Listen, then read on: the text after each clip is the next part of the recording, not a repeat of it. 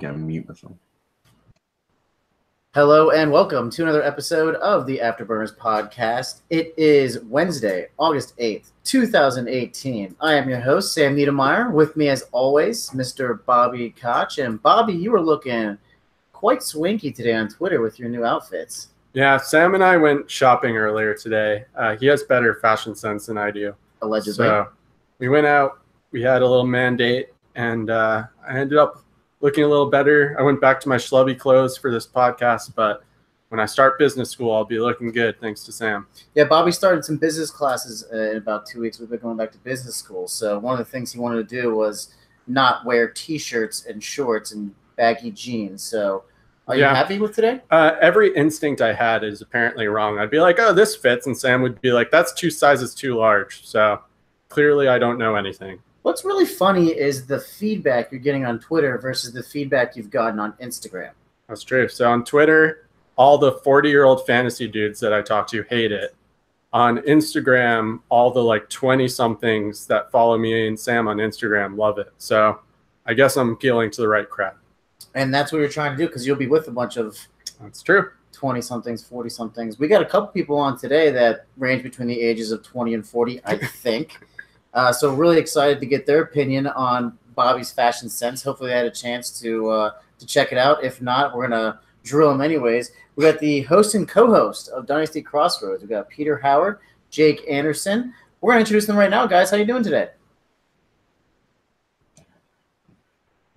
as I watch Peter be like, unmute myself. I'm doing great. So I'll go first, I guess. I always love the awkward silence, and I just can't take it. So I will talk first. I'm doing very well. I'm much more lively and awake than Peter is tonight. Is that correct, Peter? That is correct, Jake. So just to give you listeners some context, they're both the host and co-host over at Dynasty Crossroads. Jake, who spoke first, kind of begrudgingly a little bit, it seemed like, to make sure that Peter was okay. Jake, he is the writer for Dynasty League Football, owner of Fantasy Graphics. So that means you create all those awesome avatars that people are shouting after Scott Fishbowl, right? Like, is really quick story there. Yeah. One time Sam saw like a bunch of graphics. I think it was right around the time Scott Fishbowl was getting rolling. And he's like, why does everyone have these avatars? Where are they coming from? Is some company doing it? And I was like, no, it's 2 people. It's Jake Anderson and Clint Fowle. So anytime I need any graphics, and I've said this before, I go to Jake. Jake is what I call my fantasy barber. I refuse to go to anyone else for fantasy graphics needs. It's like you can't go to anyone else to cut your hair. I can't go to anyone else for those graphics. So quick plug for Jake. If you need fantasy graphics, make sure to hit him up at the handle that we dropped a few minutes ago, and he will help you out at a very reasonable price. Yeah, appreciate that, guys. That was something that I got into last year for SFB 7. And, man, things just kind of took over my life. And I thought Twitter was a problem. But dealing with fantasy graphic requests has been a new animal and has taken away any chance of me having more time to write and develop my dynasty. Status is gone out the window. But I gotta say, I just really enjoy it. I am certainly not a professional in that realm, but I just do it for fun. You know, I was into art as a kid, and I was a drawer, and it's just kind of a way for me to have that creative release in my life. So I appreciate that, Bobby. Jake, how long does it take you to make one of those? Like, it depends. It really depends. I mean, I've done so many of them that I've gotten pretty efficient with them. So like just a standard player avi for Twitter, I usually can bang that out in about like 15, 20 minutes. He's being modest. One time I gave him, I think, my most recent Spider-Man avatar. I was like, hey, Jake, I want this on a cool background, basically no direction. And like, not even probably like 2 seconds later, he's like, here you go. So Jake's being very modest. He can get those done very quickly. I mean, some of these are pretty copy paste. It's just, I think if you have an eye for the design, it makes things go very quickly. So if you have something in your mind and you know what kind of background, you know what kind of foreground that you want, or if the person is just being specific, sometimes things click really fast, and then some things take time to develop. Yeah, and this is a perfect juxtapose to your co-host and battery mate over there, Peter Howard. He's a writer for Dynasty League Football and FF Statistics, but most importantly, he's a numbers extraordinaire over at Roto Underworld. Peter, are you going to drop some math on us tonight? No. No, I'm not really any of those things. I like using statistics and metrics to try and understand football and what's going on and players more. But I'm neither exceptionally good at math or exceptionally good at statistics. What I do is listen to the people that are, and then try and copy what they find out and repeat it for myself and share that as much as possible. Most of them are far too busy to update us on their latest metric every week, and I'm not, because I'm a lot less important. So I've got the time and I want to know it, and while I'm finding it out, I try and share it. But I wouldn't consider myself an expert at any of it.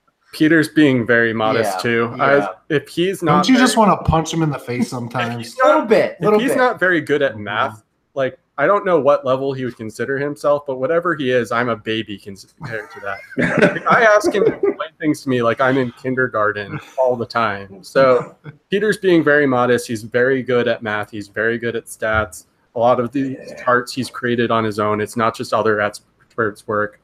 If you ever need any help with any kind of fantasy numbers or just numbers in general, Peter is a friendly guy that you can reach out to.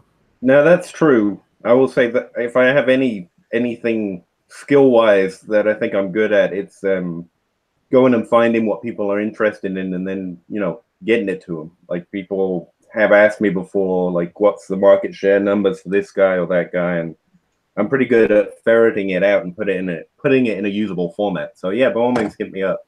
Yeah, similar to Jake, if you ask Peter for some numbers that you want, he'll have it to you within like 2 seconds in a graph that he might have to explain to you if you're me, because I don't really understand them so well. Clearly, that's why I'm going back to school. But he'll get that to you really quickly, and he's very modest about his own ability, just like Jake. So that's why they're a good pair for a podcast, I guess.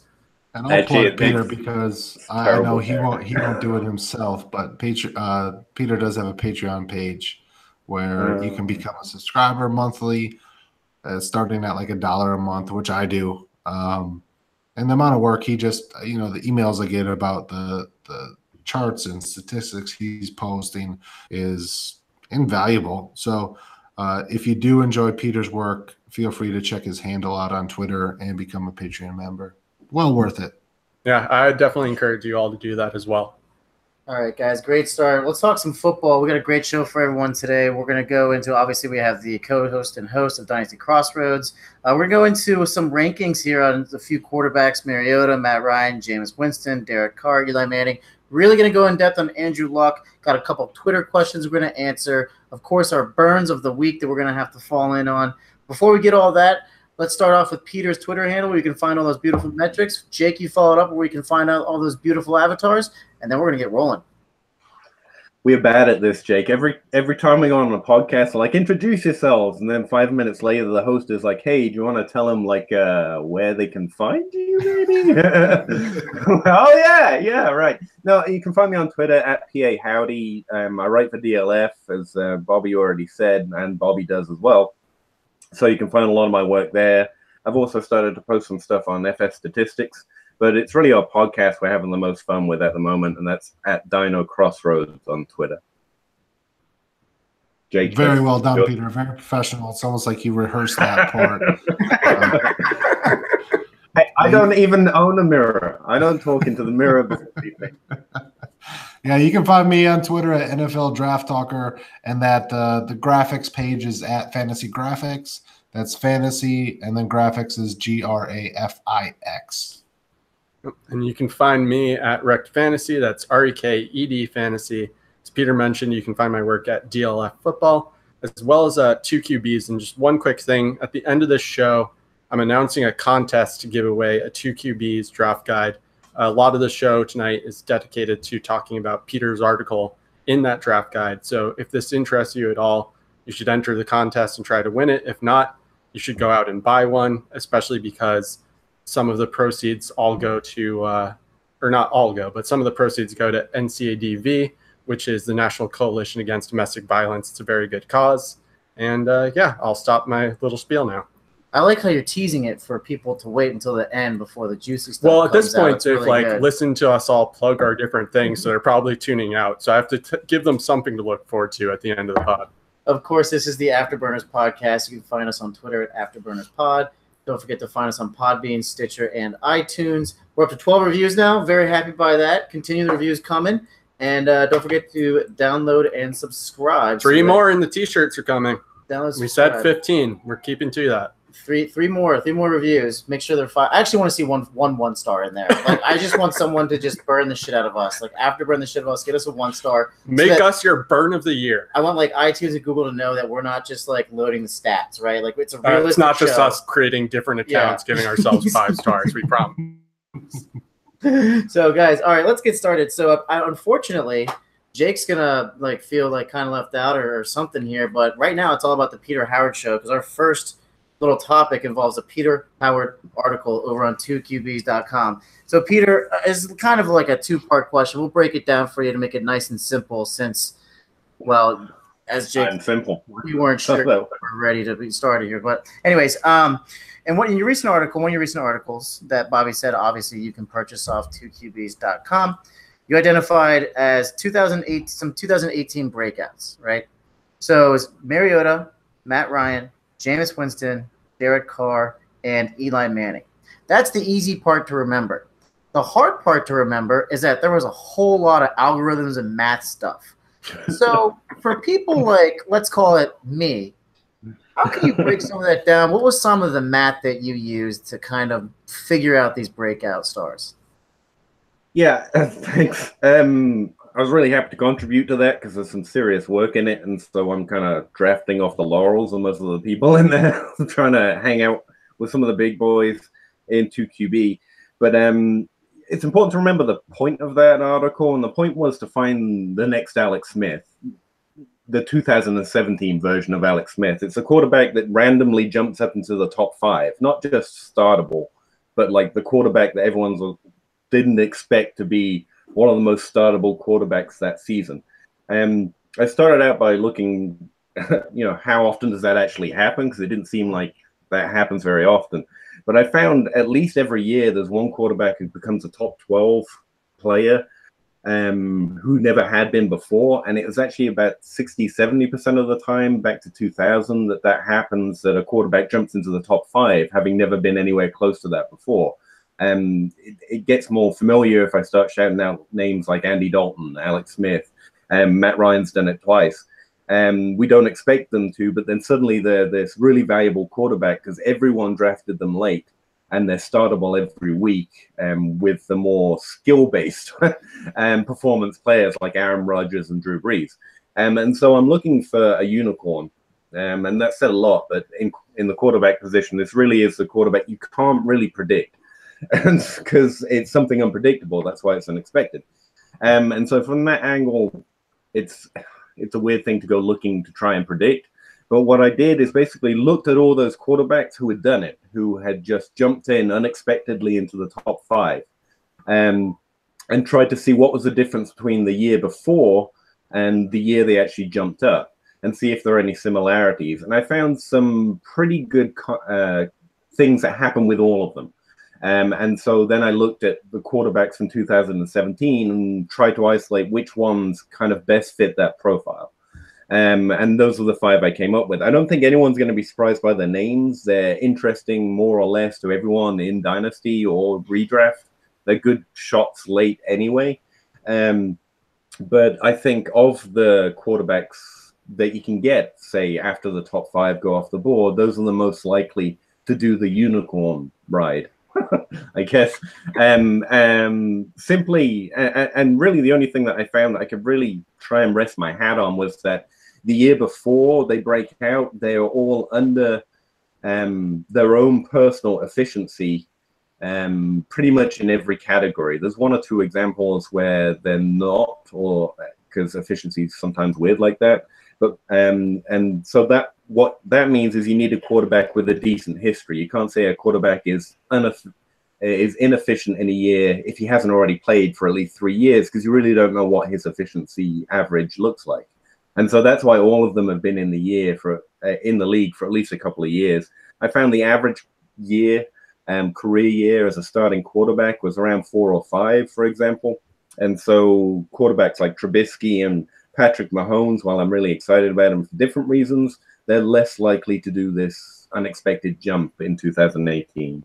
Was that too long or too boring? No, I think that makes sense. You're pretty on point. I think we got it after. Okay. You lost me with efficiency because I don't know the term of that, but I got it after 4 or 5 years. They're basically hitting the prime. Jake, when you think about somebody that's about to hit a breakout year, specifically a quarterback, what are you looking at? Are you kind of as Peter kind of convinced you at this point to look at some of the things he's looking at, or are you looking at some other thing, some other data? I mean, I'm nowhere near Peter as far as metrics, analytics. That's not how my brain functions. I wish it did. I wish I was as smart as Peter. I will never be that smart, so that's not the way. Nobody on this podcast will ever be that smart. Don't do this. Don't go down his road of building me up so that all he has to do is not fall off his chair to sound like he's won. He does it every fucking week. Jake's just as smart as me, and every week he tries to convince everyone that because he doesn't, crap himself on the chair, that he's done remarkably well. He's lowering expectations here. That's all crap. That is my life philosophy, and my wife absolutely hates it. I say, listen, under promise, over perform. That's my life philosophy. And my wife hates it. She thinks it's an absolute cop out. But getting back to what I'm looking for as far as quarterback breakouts, I'm a tape guy, I'm a film guy, so I tend to go back to the film, whether it's whether it's these quarterbacks in their pre-draft process coming out of college, or if it's just previous NFL years. Peter and I talked about Derek Carr last week on the Dyno Crossroads, and it's pretty funny how analysts and just the community, fans, everybody overreacts to a down season for any position, but especially quarterbacks. Last year we had Derek Carr and Dak Prescott in the top 6 or 7 dynasty quarterbacks, and now they're both well outside of that. I think Derek Carr's at 22 and Dak is around 17 or 18, I want to say off the top of my head. So I tend to just go back to how I evaluated these quarterbacks. And then also I try to look at their supporting cast, what changed this year. Did they get new weapons? Did they get a new offensive coordinator? Is that an upgrade? Is that a downgrade? And then try to, listen to smarter people than I that do projections and see how they foresee it, their next season coming out. So, I just tend to go back to my evaluations and try to project that way. And one thing, Jake, that also works in the reverse, where we overreact to good seasons too. Sure. And also, Marcus Mariota was another you didn't mention, but he was like top 5 last season, and he didn't fall quite as hard, but he had a down season and definitely fell a little bit in the dynasty community's eyes. But yeah, I know Sam didn't ask me, but I'm going to give my own opinion of how I evaluate quarterbacks anyway. Go right into it. So I do kind of a combination between the two. I've made this claim before. Peter's definitely a numbers or metrics guy. Jake's a film guy.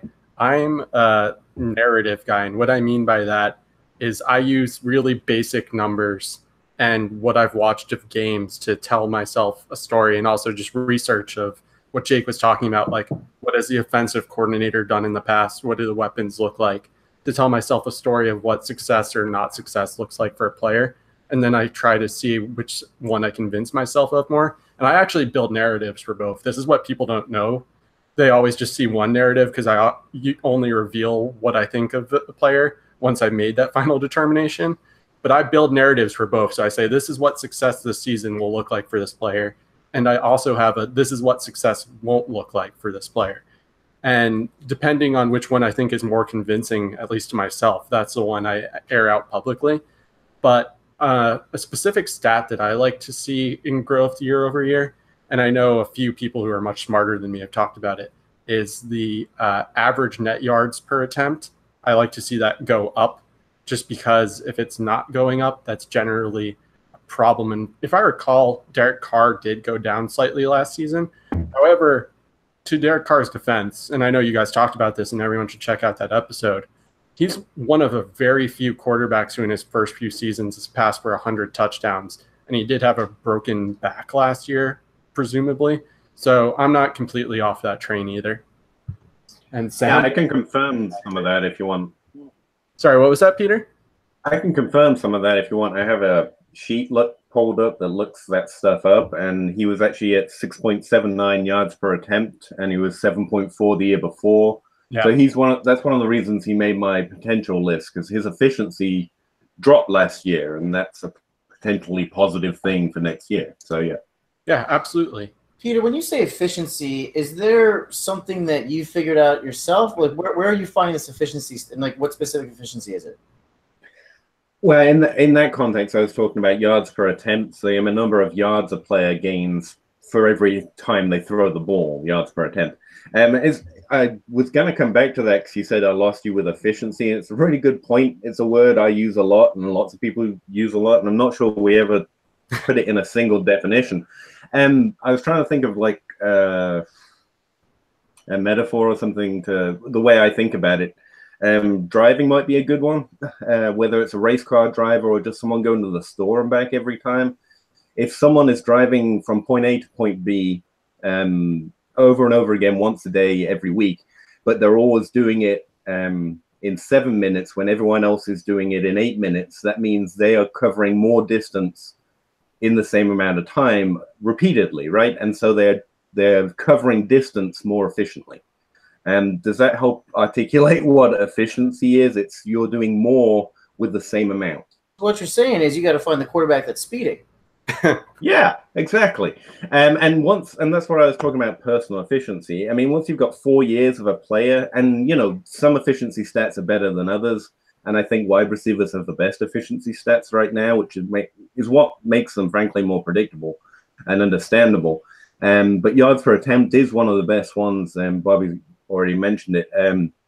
For quarterbacks, I think, right now. And Pacer is an up-and-coming one, which is just a lot better, but not many people are. I don't know if people are familiar with that, so I'm staying away from it for just now. And that's one based on air yards, the amount of amount of yards they throw that actually get converted into receiving yards. Frisco Josh and Josh Hernsmeyer, that is, Frisco Josh is his Twitter handle, and ADHD, Josh ADHD are the two that put out Pacer for everyone. So those are better efficiency metrics, but yards per attempt is a good standard. It's a basic dumbed down version. Pacer is when you want to go to the more advanced, and I look at Pacer occasionally too. It's just you do need to have a little bit of a better understanding than just basic, very quick skim look at the net yards per attempt and make a judgment call. I also think if you're listening to people you can trust, like I like the two Joshes I just mentioned, if they say something, I trust that they're describing something that's important because I know they know their stuff. But if anyone's like me, the reason I'm doing all this stuff for myself and then trying to put it out is because I don't really trust anyone. I want to be able to see it for myself, and so that's why I try and stay away from Pacer, because, like you say, I don't think people maybe understand it as quickly, therefore don't trust it, and I'm not someone you should trust just because of my name, right? So I stick with yards per attempt. Yep, that makes a lot of sense. And just a follow-up, and then we'll move on to our next topic. And this doesn't have to necessarily be guys from the article. If you guys each had to pick one, as Peter called them, unicorns. Speeding unicorns. Speeding unicorns. Originally. Very original. For the 2018 season, who would your one speeding unicorn be? And let's start with Jake, just because it's Peter's article, so we'll give Jake the... So this is a quarterback that has never finished in the top 5? Yeah. Did Dak finish in the top 5? No, Dak's never done it. Nah, okay. Dak's never done it. Dak would be my guy then. That answer. Dak would be my guy, and especially at the value you can get him in dynasty leagues and in redraft leagues right now. For 2018, can you? Why so? I think people forget how good of a season he was having last year in the first 8 weeks of the season before Tyron Smith got hurt and that offense just fell apart. I think people, obviously the lack of weapons in the passing game are a concern, but when you have a quarterback that can create on his own and use his legs, the floor is so high there that I think a top five season isn't out of the cards. And certainly I think he's going to outperform his ADP. He did finish 6th in his first year. Yeah, I knew it was close there. Yeah, he came very close. And he also, people underestimate how many rushing touchdowns he gets too. He's accounted, I think, both seasons for something like 25% of the Cowboys' rushing touchdowns, which is pretty insane for a quarterback. It's a really good point. How much do you guys weigh that? Because the more and more I think about it, with Jake pointing out that quarterbacks should really be about upside, and who is it, Rich Harbour, who always points out the Konami code. So how much do you weigh rushing into quarterback decisions? I mean, to me, that's like a complete variance, right? Like, I don't think it's something that I would bank on. Like, obviously, if it's Dak or Cam Newton, I'm like, okay, like, he's going to get rushing towns more than, like, Tom Brady, right? Like, Russell Wilson, too. But I'm not going to – I don't think I want to bank it on the fact that, hey, like, Cam's going to outscore, let's call it, like Andrew Luck, or maybe that's not a good example, but Cam's not going to outscore, Tom Brady just because of – I don't know, what's a good example? Cam to Well – I can't give you a good example because I'm going to go the complete opposite of you and say that rushing upside is absolutely something that I look for in my quarterbacks. All right, well then you're just a dick. And that's why that's why Russell Wilson is one of my top quarterbacks. That's why even though I know a lot of people dislike him, here's the obligatory hashtag the Blake mention. Blake Bortles gets a lot of rush yards and rushing touchdowns. And if you give me a choice between, let's say, your example, if I thought Cam Newton Luck was actually pretty apt, if you give me a choice between the two where I think they're relatively similar in skill, you can make an argument one way or the other, and I'd probably buy it one way or the other. And personally, I'm a bigger Andrew Luck guy just because I had a huge man crush on him, so I'm hoping he's healthy. But if you're saying they're similar skill, I'll probably 10 times out of 10 take the guy with the rushing ability. Ladies and gentlemen, we made it 26 minutes into an episode before Blake Bortles' name was mentioned. This is the time I have to go, fellas. New record? It could be. I just got over the Blake, and I don't want to catch it again. So I'm going to go to the doctor real quick and get my Blake checked out. Peter, what of those guys you mentioned, who's your speeding unicorn? Of the 5, I like Derek Carr as a dark horse candidate, but I think Marcus Mariota is probably the guy I'm targeting. Honestly, you want to know the most likely? Probably not going to happen, but just based on one of the things I saw is the quarterbacks who do this bounce up and down in efficiency pretty regularly to suddenly do this spectacular season no one is expecting, tend to do it more than once. Matt Ryan is someone that's done it at least twice. So he's probably top of the list in likelihood, but I really like the odds of Marcus Mariota. So I'm naming 3 guys, and there's nothing you can do about it. Final unicorn speeding because apparently Peter Howard cannot make up his mind and wants to sit on the Well, all right. So this is going to be totally on brand. I'm going to say Blake Bortles. And I'm going to say Blake Bortles because why did I even ask? No, I have legitimate reasons. One, I think he actually has, even though Allen Robinson is gone, I think he has the best pass catchers that he's had his entire career. 2, I know we're not supposed to fall for the best shape of their career stuff, but I do actually know that he has had that wrist ligament injury and he had that surgically repaired and supposedly is throwing better. 3, Leonard Fournette is going to take a step forward this year, I think, which is going to help him by opening up passing lanes. So I think Blake Bortles will finally finish as a top 5, and I'll take a victory lap, and James Catullus will have to wear an avatar on Twitter for a month that has like Blake Bortles in a heart around it that Jake is going to make for him. Again, check out Fantasy. Go. Blake Bortles is my speeding unicorn. Hey, Jake, if we can really get the Blake trending, is there any way that like you can create some type of, how do I put this delicately, STD ridden avatar with Blake Bortles? Is that possible? I think anything in the context of a negative context with Blake Bortles attached to it, I could create. Oh, the, that's the whole Blake Bortles with the heart around it. I don't know if I could attach my name to that. Like I might make it for Bobby, but then just make him promise that he'll never say that I made it for him. I do not want to be associated with it. It might be better if I do it because then it'll look really bad, and that will probably just make it even funnier. If Blake Bortles doesn't become a top 5 this year, would you wear a shirt that has something that Jake may or may not have created about having a Blake Bortles STD? Sure, I'll do that. I love it. I love it.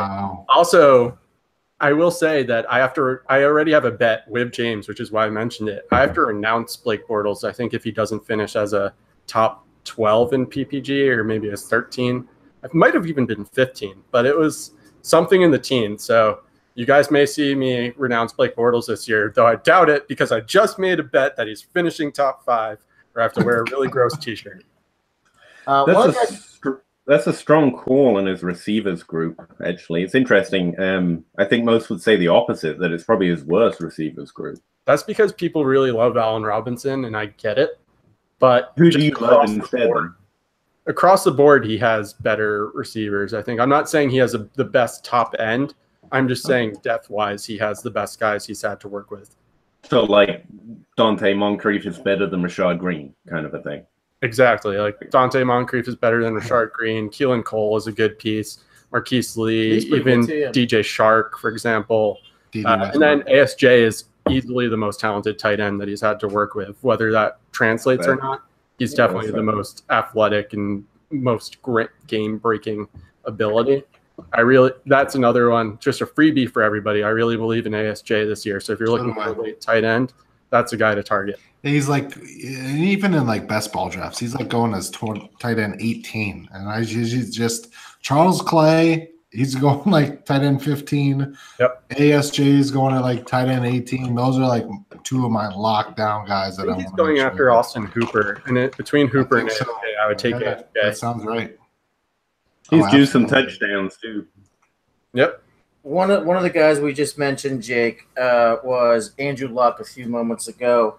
And I think what's interesting is between the two of you, you guys kind of are disagreeing, so to speak, on the ranking of Andrew Luck. I wouldn't say this is kind of a disagreement. They're pretty. This is like a I'm going to cut you off here because it's really not fair. Because Jake's going to weasel out of it a little bit. Oh, like you wouldn't.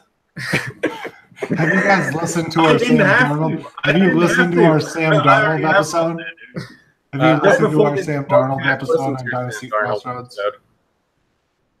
Peter weasels out of everything, so I weasel out of nothing. So this was my ranking probably at least 6 weeks ago. Before I stopped doing 2 QB ranks, I actually had to print them out because they weren't viewable on DLF anymore, and I didn't change them. I just sent them to. I printed them out. I sent them to Bobby. So this was well over a month ago when there was much bigger question marks on Andrew Luck. So and to your point, to be fair, we were supposed to have this episode a few weeks ago. We had some technical difficulties. So yeah, we'll vouch for you. We'll allow it. But let's allow some more context, though. I mean, when were these ranks updated? Was it 3 minutes before this podcast? 10? I mean, let's get the other end of the bracket. They're still unupdated. Well, I switched from 2 QBs to standard, so I'm in the process of doing my top 200 there. So nothing has been updated yet. We're going to put you on the spot then. Where would you rank Andrew Luck now with all the information you have available to you? He'd be probably right after Cam. I think he'd probably be in the top 6 range. I think the back end of the top 6. You guys are not nearly as different as we thought we were, and this may not be as interesting a segment as we thought it would be. That's okay. So what changed then? Was it all the reports coming out that he was looking good? Was it the fact that he'll probably start the first preseason game? Like, what's just the fact that he's throwing a football is a good sign. And we didn't know that 6 weeks ago. You know, it's like 100% better. And there was reports saying that he was going to be fine, but there were the same reports that we heard last offseason. So I also do have some question marks about that shoulder holding up. We don't know how that shoulder's going to hold up. You know, if he takes a shot on that shoulder, it could be another surgery needed, and his career could be over. So, like I said, I haven't updated my rankings, but just top of the head, I think I'd put him right around there because we know what kind of upside he has, and we know that defense isn't really going to do a whole lot for that Colts. So, you know, they put a lot of weight on his shoulders, and you know, they make him throw it a lot. So the volume is always there, and we've seen him produce in the past. So yeah, I'd say around that top 6 range. But why I was so hesitant was just those question marks with his health. To your defense too, he did recently come out and admit that he didn't know if he was ever. There's a point where he didn't know if he was ever going to play football again. So it's not like he was fine the whole time and everyone knew he was fine. It was questionable at times, and even he himself said he was questioning whether he'd be able to return. Let me follow it up with a quick question. Jake, you've seen the film on Andrew Luck. Now, on a scale of 1 to 10, how ugly is the dude? Without shoulder pads and a helmet? Let's just say he's dressed up in his finest Bobby clothing that Bobby wore today. Like, how ugly is he? How ugly is that? On a scale of 1 to 10, 10 being the ugliest? Or the best that's actually, yeah. Good question. 10 is the ugliest. 10 is the ugliest. Andrew Luck. I mean, there's a lot of uglier dudes than Andrew On a Luck scale of there. 1 to Sam Darnold, how ugly is he? Oh, jeez. I don't think it's like triply ironic because, you know. That's fantastic. I mean, I would say if 10 is the ugliest, I think Andrew Luck's like a 5. All right, so he's average.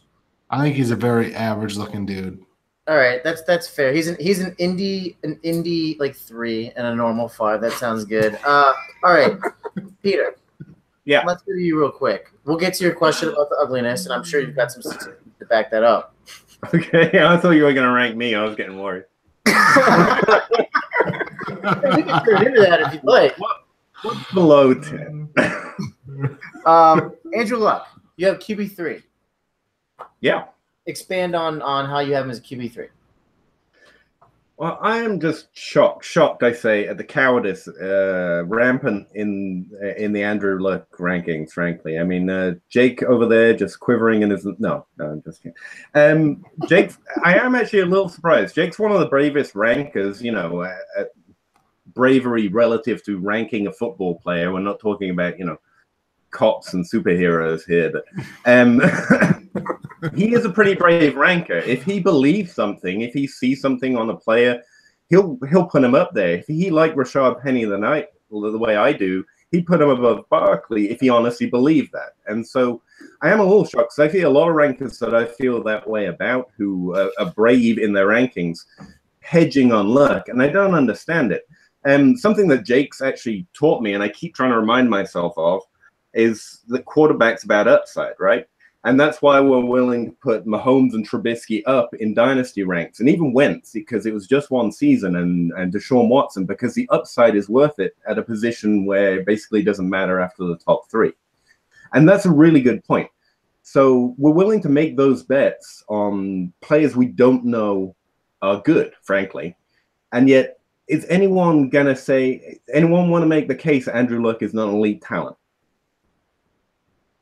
Silence. Yes, that's right. Yeah, absolute silence. We know he is Aaron Rodgers, Drew Brees level as a talent. So the gamble is he healthy? I don't know. I don't know if he's healthy. I don't know if he's going to stay healthy. But if he is, he's an elite player. I would rather take that gamble at 3 than Deshaun Watson's sample size of this unimaginable efficiency that's hardly ever been done in the NFL continuing and him actually being as good as Andrew Luck. I would rather take that bet because I don't know about health. I'm not a doctor. I'm not going to become a doctor. Doctors don't know, especially if they're not examining Andrew Luck, and they also don't know the future. So we don't know. What we do know is the player is top 3 in the league. So I'd rather take that bet than any of these other bets of rookies and sophomores being pushed into the top 12. And that's why I have him at 3. Yeah, I have to be honest. When you asked about talent and there was silence, I thought you were talking about his looks, but that's for a different level. Bobby, you're a big Andrew Luck fan. Yep. You love him. Yep. Anything to add there? No, I was just going to say, to Peter's point, that Andrew Luck, before he got hurt, was on a historic pace to his career where he was going to, at least if he continued playing his career averages, outplay in terms of breaking records Dan Marino, Peyton Manning, all those guys. He is probably going to end up number 1 on pretty much every list you can think of. And then, of course, Russell Wilson played healthy last year and went, oh, I can show you what I can do with total offensive yards, but that's neither here or there. Russell Wilson, I'm not cheating on you with Andrew Luck, I promise.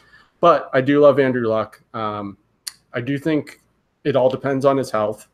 The only thing I'll add to this whole health thing, because as Peter said, I'm not a doctor, even doctors don't know, is Drew Brees went through a similar injury scare early in his career. It's the only thing that's kind of given me some optimism or hope, because I read it and it was very similar to the things you're reading about Luck now.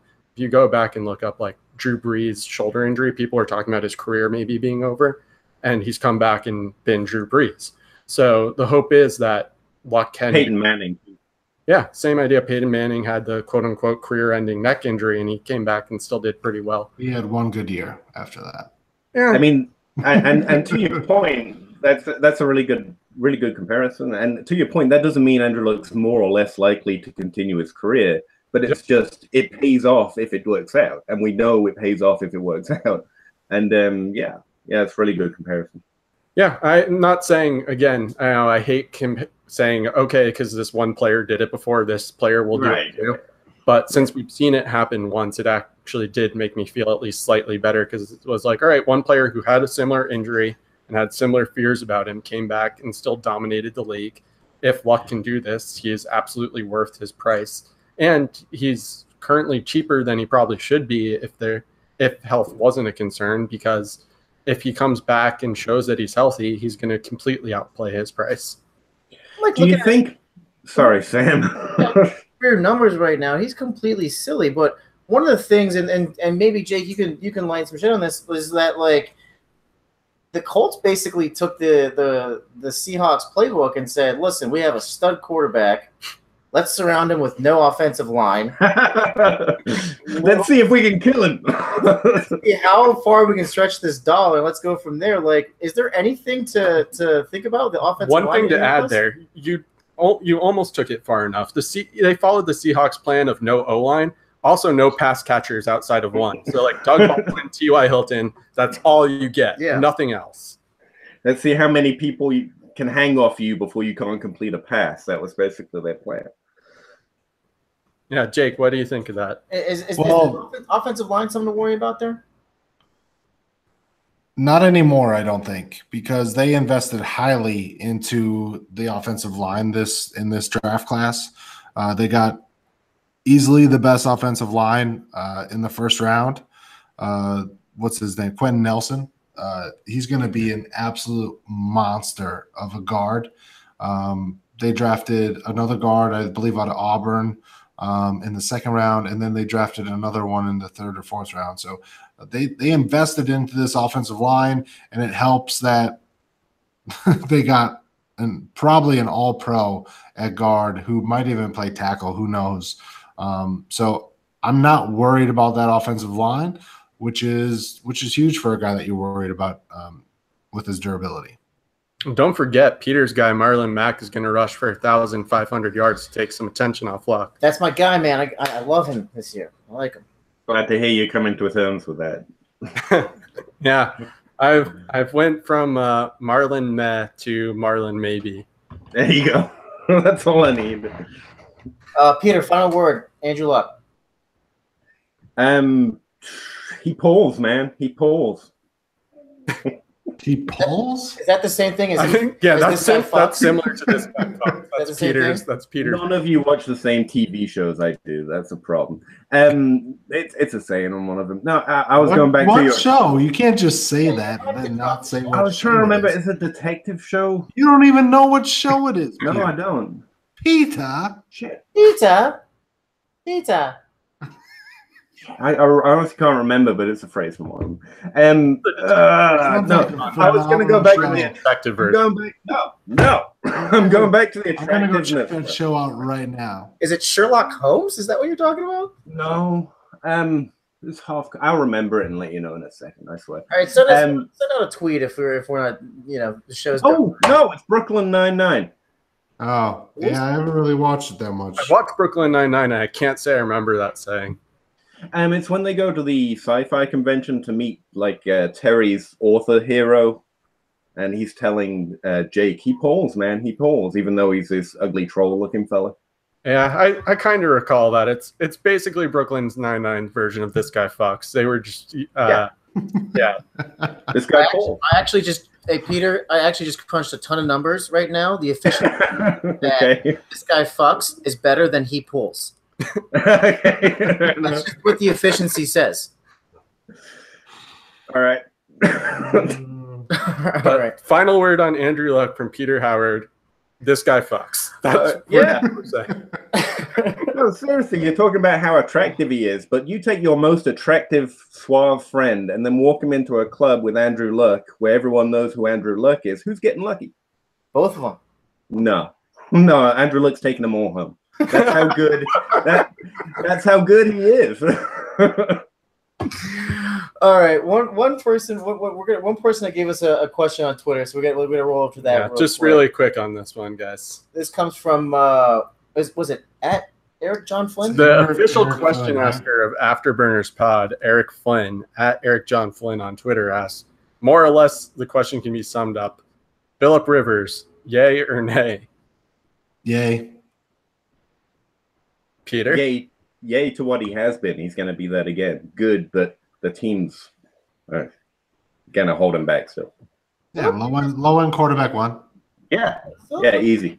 Is one of those guys that always is like underrated year after year after year, just because he's, I think, like Phillip Rivers, like Matthew Stafford. Like, it's a lock that if Phillip Rivers is your like QB2 on a team, and you're or even like QB1, like that means you got him kind of cheap and you got stacked like receivers and running backs, especially in redraft leagues.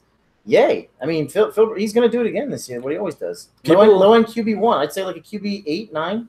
Yeah, people just take him out of Stafford. He curses on the sideline, so then people like to hate on him. But he's similar. He's like the older Blake Bortles. He was uncool before it was on cool to be cool. I don't even know how to English properly, but he was Blake Bortles before Blake Bortles was Blake Bortles. Can you guys believe that this guy is comparing Blake Bortles to Phillip Rivers after Phillip Rivers' complete body of work since day one? No. Not really, no. I mean, unacceptable. That's not really fair. That's terrible. Unacceptable. The funny thing is, my wife hates Phillip Rivers because she thinks he's a little bitch, and everyone on Twitter says I look like Phillip Rivers. You really do. Oh, you kind of do, actually. Yeah. I'm just like I'm in a conundrum there. So sometimes you come on this thing and I'm like, Phil? No. I think your wife might be trying to suggest something, Jake. Well, yeah, she already knows I'm a little bitch. So maybe that's just she just sees him and then thinks of me. She thinks he throws fits on the sidelines. She doesn't like that. I think it's just emotion and competitiveness. I like it. I actually like it too. I like it a lot. Like, if show me some fire. Show me some fire. Baker Mayfield is going to do that exact same shit. Oh, absolutely. ×2 probably. Yeah, and it's going to be awesome. Yeah, it's going to be great. Yeah. Phillip Rivers, you're going to compare him to Blake Bortles. Phillip Rivers literally has 50,000 yards passing. He's so hung up on this. Touchdowns. He's actually good at quarterbacking. Yeah. I mean, they both look funny when they throw the ball, but judge it by where it lands, right? This episode never aired because Jake said that Blake Bortles is bad at quarterbacking. Sorry, guys. This episode's been canceled. I thought it would be because I said Andrew Luck fucks, but whatever. No, that's totally allowed on this Oh yeah, podcast. we're at SFW. We've already determined that from iTunes. We've got the little red thing underneath. So you say whatever the fuck you want. Also, I'm really excited to hear about when Jake comes home one day wearing a Philip Rivers uniform, and see what he says. That's between a man and his wife. All right, guys. We're running kind of shorter on time. So what I want to do is definitely talk to you about what you guys are doing over at Dynasty Crossroads, and give us a little spiel about what's going on over there, what you've been doing, what you got coming up next. Tell us how your next episode is about #the Blake. Yeah, the Blake. And whoever wants to lead off, go for it. I just continue to refuse to even put Blake Bortles in any of our polls to decide who we talk about on the Dynasty Crossroads. Legitimate question. If I died and my last request was that you put Blake Bortles at least in the poll, would you do it?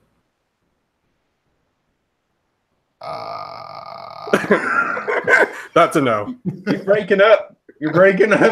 It's like any of those zombie movies, man. The second you start mentioning Blake Bortles and you start talking about how, like, oh, you know what, he's not that bad. Guess what? The next person you talk to, you're gonna bite them within, like, you know, like they get the, I thought you were going somewhere else with this. They I thought get the fever, right? They become like dead. Blake Bortles. I thought it was like Beetlejuice, where you No. say like Blake Bortles names 3 times, and my ghost would show up. Watch any like movie in which a disease is rapidly transmitted and the human race is being eradicated, and that's what the Blake is. All right. Well, I've distracted enough from you talking about your podcast. Yes. Please tell our guests, or tell all our this is basically our podcast, so this is good.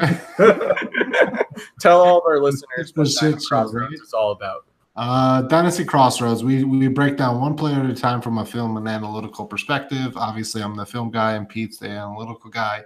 And yeah, it's been a blast so far, and I've learned a lot from Peter, and he says he's learned from me, but I highly question that. But we are actually about to head out and record our episode right after this. You know, we've had discussions, and honestly, we're not sure if our podcast is really set up to have guests. We kind of like it just being us two. But we decided to have our first guest on tonight, and Elliot Chris is going to join us. You know, TQE, the Quant Edge, just released today, so we're going to get him on, and we're going to talk about Anthony Miller, who's getting a whole bunch of steam right now, and that should be a great time. Peter, do you have anything you want to add about the podcast? Yeah, I was going to say, it's been a lot of fun. I've learned a lot about how Jake tries to win with psychological games, like saying he's not good. No, but seriously, we like it because it's a little different. Instead of a podcast trying to answer every question about every player, we're just looking at one at a time. We don't have to break away from a player just because of time concern. It's just two guys having a conversation about a player. We try to find ones we disagree on to make it more interesting. But honestly, it's even interesting when we agree on a player because it's often for very different reasons. And so that's made it really fun as well. And I think it's really going to get interesting as we get into the season and we have, you know, last week's performance or data to look at, and then see where we diverge based on what's happened instead of just looking at everything everyone's looking at over the off season. So I think it's really going to heat up here in a few weeks. Really cool concept you guys have over there with the film versus analytical juxtaposed back and forth. Really awesome, guys. Thank you so much for being on today. Really enjoyed it. You got an announcement to make, and then we're going to do our Afterburners of the week.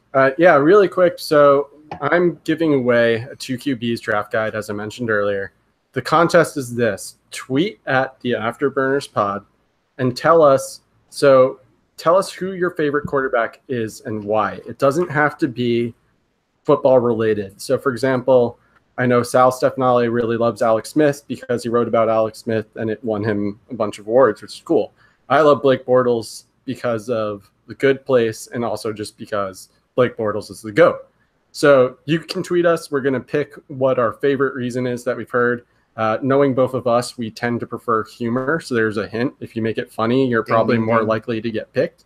And tweet that at the Afterburners pod, and we will announce the winner on the next podcast. Which will be next week. Which, by the way, assuming schedules work out, will feature 2 other people who worked on the 2 quarterbacks draft guide as well. And that'll be airing on Thursday of next week, right? The 15th? Yep. Sorry, the 16th? Thursday of next week, we will be announcing the winner, regardless of who our guests are.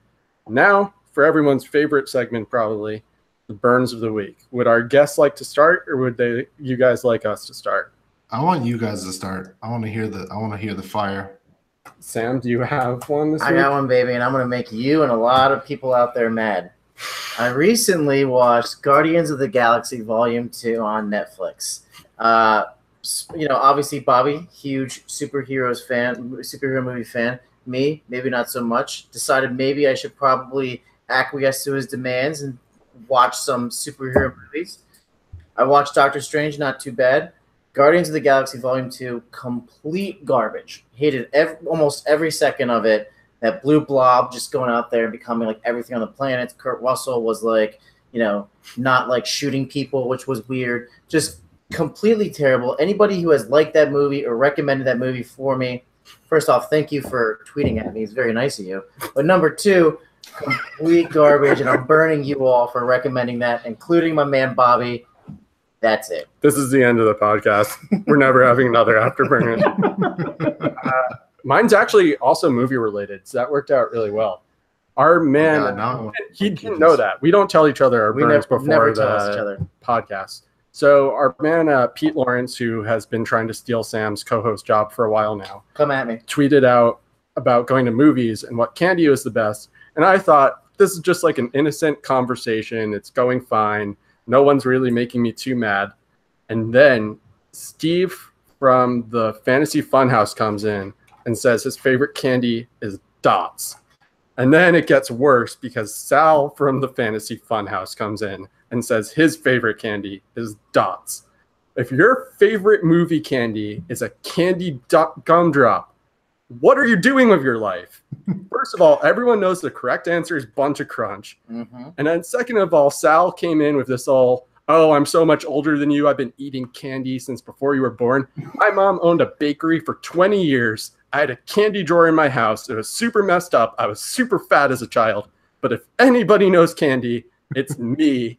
And Drops, or whatever the heck they're called, Dots. Sorry. Dots. I got so angry I couldn't even find the right word. You are Dots are not the correct candy.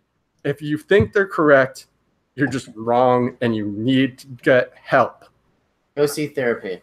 Yeah, that's it. That's my burn of the week. I'm anti-Dots at the movie. I'm on board with that Bunch of Crunch over Dots. Way not even close. Yeah. So what are your burns? How are you guys going to follow that up? I can't. I got nothing, Peter. I got to hear where you're at here. Shit. I know. I want to make it movie related now. Yeah, I was gonna say I'll try and keep it movie related. I guess I'll go with people that can't appreciate a movie for what it is. Like me and my wife love to go to, well, we used to. Now we use streaming services, but we used to go to Redbox and try and find the worst movie we could find, and we had a bunch of fun watching it. Like just the worst B movies or indie movies you can find, like Leprechaun 2: The Revenge of the Leprechaun. And it's the same with big budget movies. People that can't appreciate Transformers for being a fun movie, not a movie that's actually meant to depict an accurate representation of alien robots coming down to destroy you. I guess that really burns me up, especially because, I studied history at school, pretty much every level of school, and people that get really worked up about historical inaccuracies in film, that actually bugs me as someone who studied history. If you're watching a movie with Brad Pitt in it and you're expecting it to be historically accurate or an accurate representation of what we know of the time period, then you need to just stop watching movies, because frankly you don't understand what they are. So yeah, screw those guys. Really quick, I was waiting for it. Peter had 2 opportunities to burn Sam there, where he said people who don't appreciate movies like what they are. He could have gone like Guardians of the Galaxy 2. No, I can appreciate just not enjoying a movie, right? I was waiting for not enjoying a movie. I just wanted him to say Guardians of the Galaxy 2 so bad. I liked 1 and I liked Doctor Strange. 2 was garbage. What do you want from me? I want Jake to say his burn before we start fighting and forget to hit stop recording at some point. Yeah, I don't really have one because I want to make this movie related. So I'm trying to think of what I've watched recently. I will say my burn is a movie that I watched for probably 8 minutes and I turned it off. Growing up, I watched a lot of scary movies that I should not have watched at the age that I was. Poltergeist, Exorcist, Hellraiser, all those awful movies. I mean, great movies, but awful movies to watch when you're like 7 years old, 6 years old, and you have older brothers. But it was one of those movies as well for me. One of those scary movies that just gave me nightmares all the time when I was a kid. And, I talked to Scott Fish. I talked to some people about it because I've been meaning to watch it, and it just got released on HBO. And I watched the first probably 6, 7, 8 minutes of it, and it was so bad that I turned it off. So why can't people just create new movies? Why does everything have to be a remake? There's always remakes, right?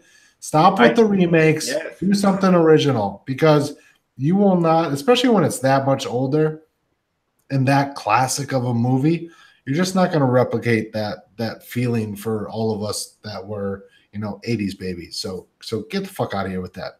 Or movies from other countries. I'm dropping my burn. I'm jumping on Jake's burn. That's not fair. He had the longest time to think about it.